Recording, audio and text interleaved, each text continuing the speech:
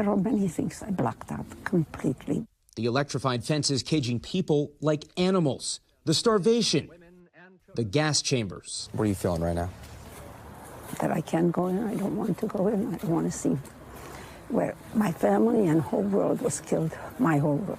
This place is a reflection of humanity's worst. But at 94 years old, Ruth Cohen had to return. What is pushing you to keep going? The world, actually the world, try and make it a better world, not as bad as it was. In whatever way, in whatever tiny way I can help. She was ripped from her home, forced onto cattle cars with her family. She remembers arriving at Auschwitz. First, my dad went that way with men. My mother went that way with my brother and my little cousins, and we went that way. This is the last place 14-year-old Ruth saw her mother, her little brother, and 2 young cousins.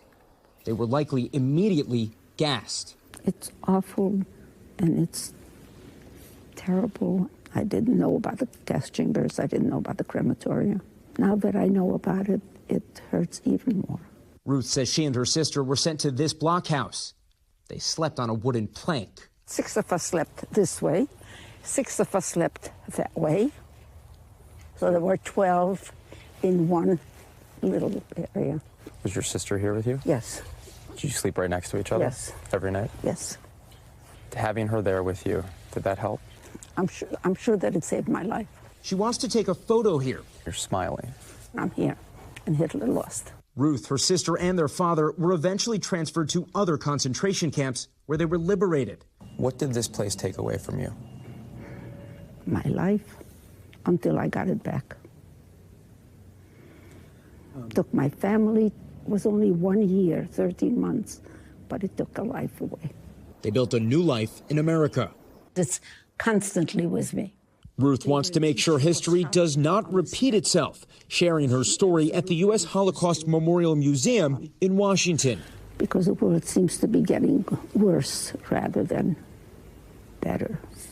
Nobody is remembering what happened, because I saw him there. Holocaust survivors like Ruth have long warned the world about what can happen when you dehumanize any group of people. But to Ruth, today's world feels different. I have to be a witness for the world that I went through the horrors. I survived.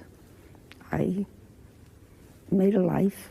I have children, wonderful children who are going to carry not my legacy, but my history.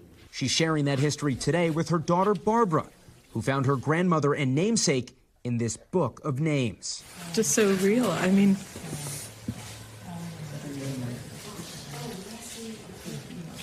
my grandmother's part of me. I have her name.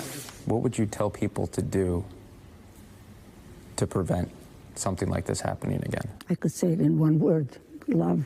Love would never permit something like this to happen. Thanks for watching. Stay updated about breaking news and top stories on the NBC News app or follow us on social media.